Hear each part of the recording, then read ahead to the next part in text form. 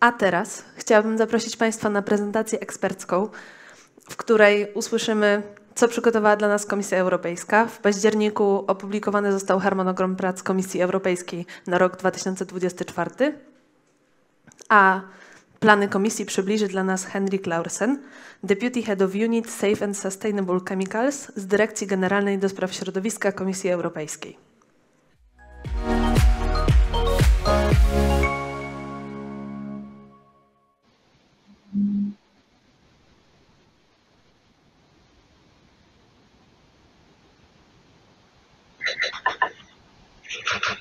Hello.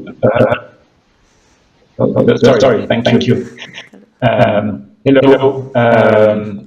My name is Henrik Laursen, as I was introduced as. I'm Deputy Head of Unit in the European Commission, DG Environment, in the unit responsible for chemicals policy making. And I've been asked an overview of current activities and an outlook for what you can expect to see happening in 2024.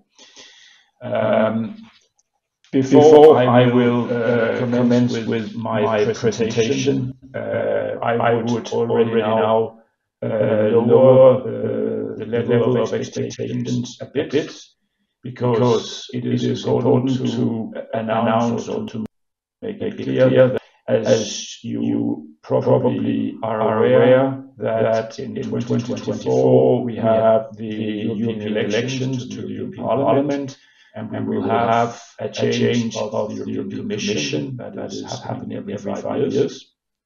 And it is normally so that the Commission will not come forward with new substantial legislative proposals at the end of its mandate, and the new Commission is expected only to take office at the very end of the year 2024. So that means that what we expect to happen next year is mainly that we will see finalization of those proposals that have already been made, and therefore you probably have heard of. And then the political discussions will happen when the new president of the Commission is being elected, and the new president's political program is shaped in the discussions with the European Council and with the European Parliament.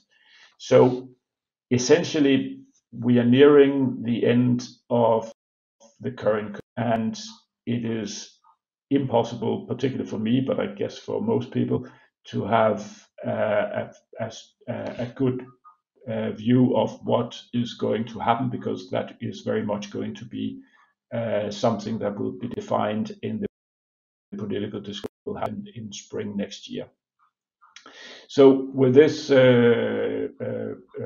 caution of what you would expect to see now, I will give you a presentation of what has been driving the chemicals agenda since the Commission, and where you will still see some proposals being concluded in the near future. Next slide, please.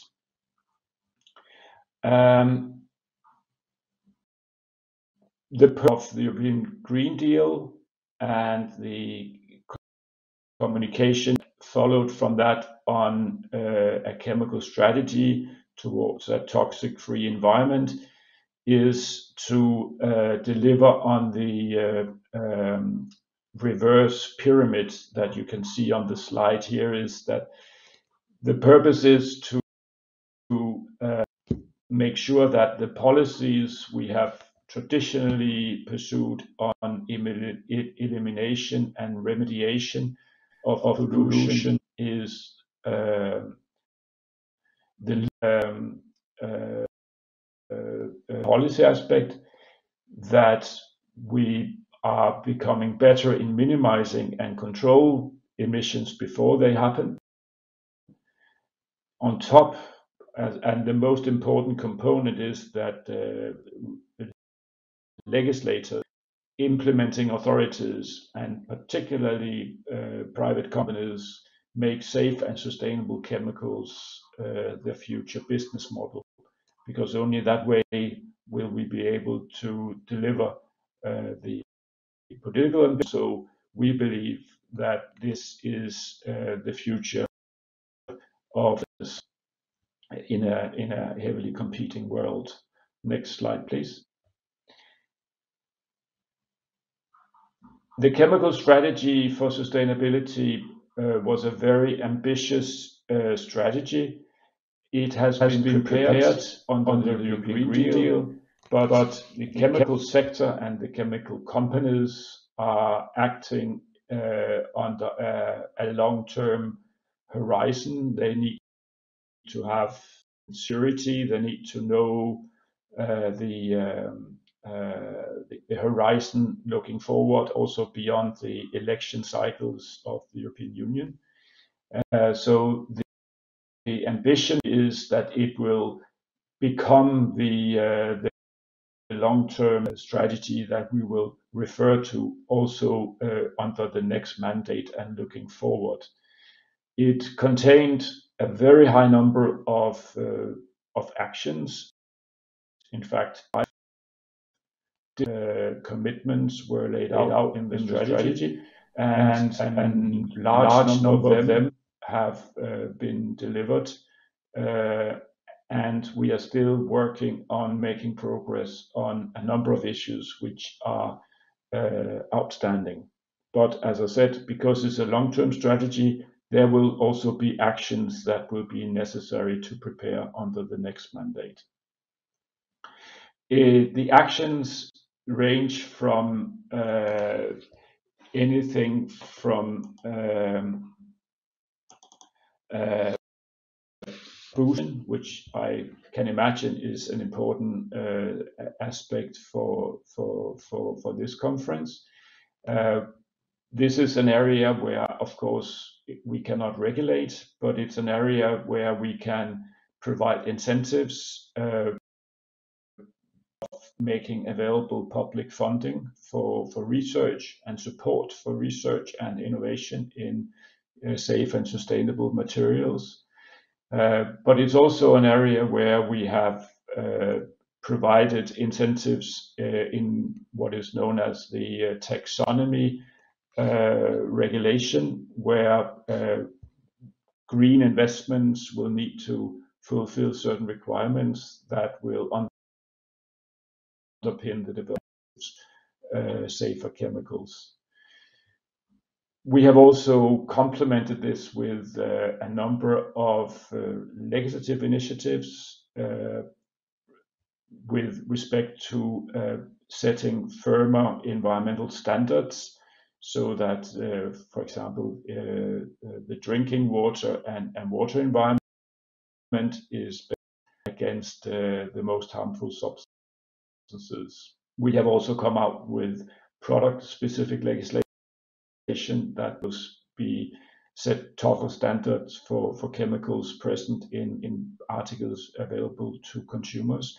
And in fact, that is a very important aim of the strategy, that we will go for more extended protection of consumers for most harmful substances, in particular endocrine disruptors, but also other hazards like the traditional ones on carcinogens and mutagens and substances hazardous to reproduction.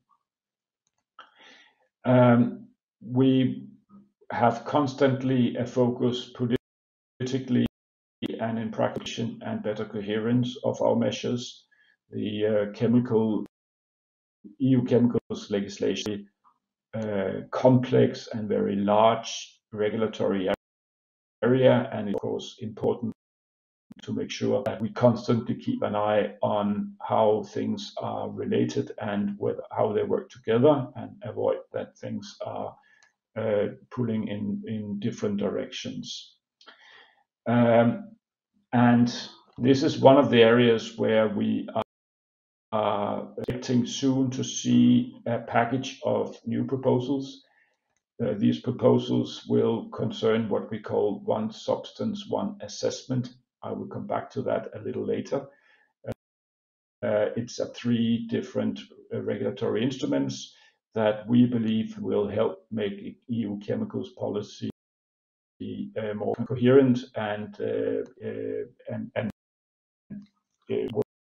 work better. Those measures will have limited or perhaps even no direct impact on private companies operating in the European Union, but it will be measures that the measures and hopefully also help the predictability of the output.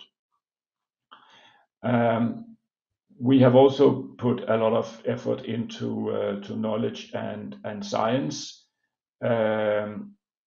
and working with stakeholders in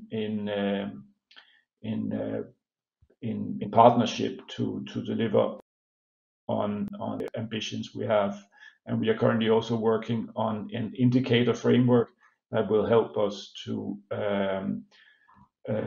showcase whether we are on track to deliver. So it's not just a matter of a feeling, but it's also a matter of actually measuring on the ground improvements. And the 5th component is that the European Union, important as it is, of course, is only one trade bloc in a big world of many competing economies. So we also need to work on a global framework that will underpin our policy aims and also help to drive other countries in the same direction as we are taking it. Now, the next couple of slides will concern some specific legislative areas. So I will be relatively brief on those. You will understand why when you see them. But the next slide, please. One very tangible and important promise on the chemical strategy was that the European Commission was planning to provide a revision of the REACH regulation, which is a cornerstone legislation in EU chemical policy. The justification for this revision was that we have conducted several evaluations that have documented that even though the REACH regulation, generally speaking, is working well and is delivering on its objectives, it is also shown that there are aspects of the regulation which was adopted in 2007, which was due for an upgrade based on the experience we have gained. As you may know, the REACH revision was supposed to have by the Commission more or less, but it has also been announced in context of the Commission work program for next year. The Commission will not come out with a proposal under this Commission because the work was not sufficiently ready to be presented, and it was also necessary to have further consultations on the specific aspects of the REACH revision. And because of the number of companies affected and the impact of this regulation, and I think also in light of the current situation that we see in Europe vis-à-vis the chemical industry, the Commission decided that this will need more time and therefore work will continue, and the proposal on a revised REACH will be a matter for the next Commission to take position. I mean, we'll continue on the proposal, but of course I cannot give on what the next Commission will choose to do, but should they wish to come forward, the services will have continue its work to a level where it should be possible for them to come out with a proposal in the early parts of the next mandate. Next slide, please. Another policy announcement we made in the chemical strategy was that we wanted to elaborate on the notion of essential use. It is a notion which is not in the current chemicals legislation. It is a notion which was developed and applied in the Montreal Protocol on ozone depleting substances. And it's a notion we announced we wanted to investigate with a view to see if it could also fit and how it would fit into the chemicals legislation. The purpose of the notion of essential use is that it will, on one hand, be a tool that will be used to get rid of the use of most harmful substances, particularly in consumer uses, where there are safe alternatives. But it is also something that we can use to prioritize when we are, for example, preparing restrictions in the future. If we can see that certain uses are essential for society, for the function, and that no alternatives, then if this approach is being integrated into law, it would allow us to jump to the conclusion that there is no purpose in continuing the risk assessment and the risk management assessment. We will simply declare that this use can continue, of course, with restrictions on emissions and so on, but it will allow us to focus on more important analysis than those where it's clear that the continued use is absolutely essential for society. So it's a dual purpose policy notion. We will not be able to come out with the guidance document that we propose because it's tying in also to the discussion on REACH, and therefore this measure is also being further worked on in preparations for the next Commission mandate. Please jump to 2 slides ahead. Thank you. However, what I'm happy to announce will come very soon is the package of acts that I talked to you about before on one substance, one assessment. And these are measures that will better align and coordinate how tasks are given to the specific agencies in the European Union that deals with chemicals.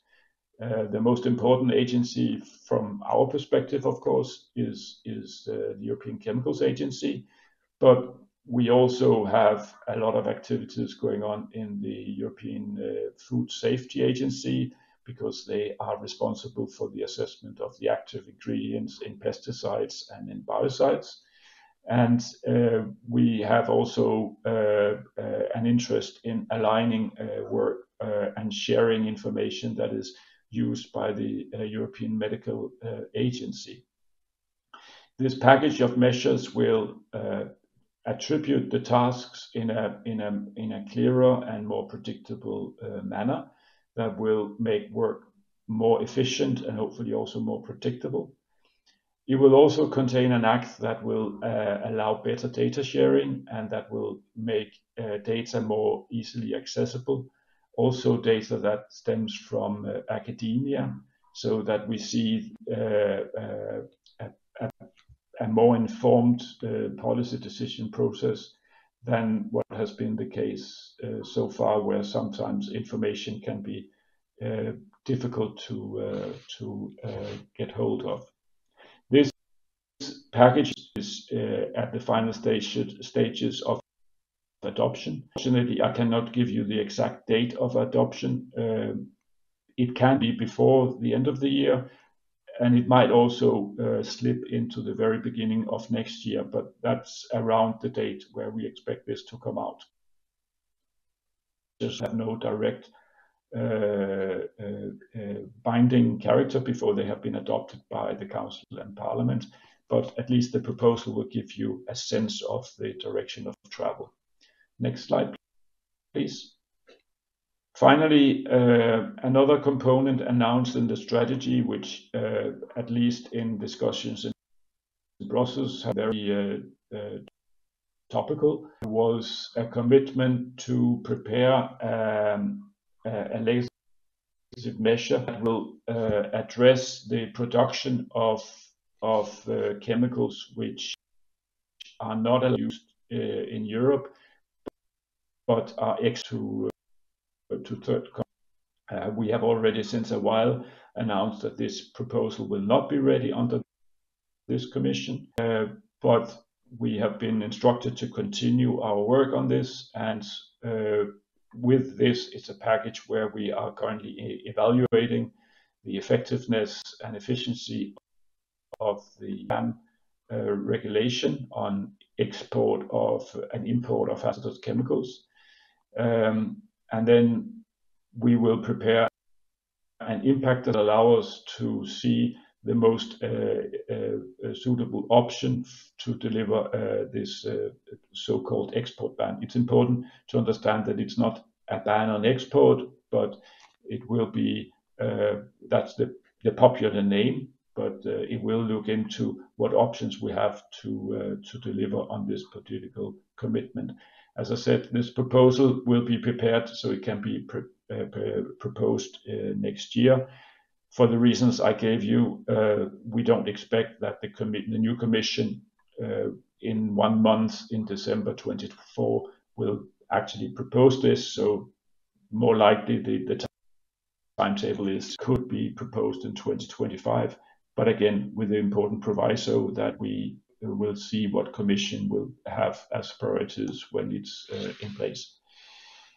A lot of other activities are ongoing that are implementing decisions, but these can also be very important. As you may know, we have, at least in Brussels, but I guess also in many member states, a big discussion on the what is called the universal PFAS. Nothing will be decided in 2020. Prospects are that the PFAS restriction will be ready for adoption more 26 as things look now. But of course, the discussions on PFAS will continue because PFAS is a very important group of substances also for other high priority technologies that are important for the European Union. I will stop here, and if time allows, I will be happy to take a question. Thank you for your attention.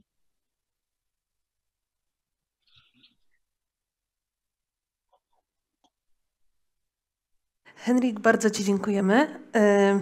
Tutaj mieliśmy już śmiałków, jednak właśnie czas niestety nas goni, ale myślę, że odetchnęliśmy z ulgą, że jednak pomimo tego, że rewizja rozporządzenia REACH nie pojawiła się w planie komisji tak oficjalnie, to zostało to nadrobione.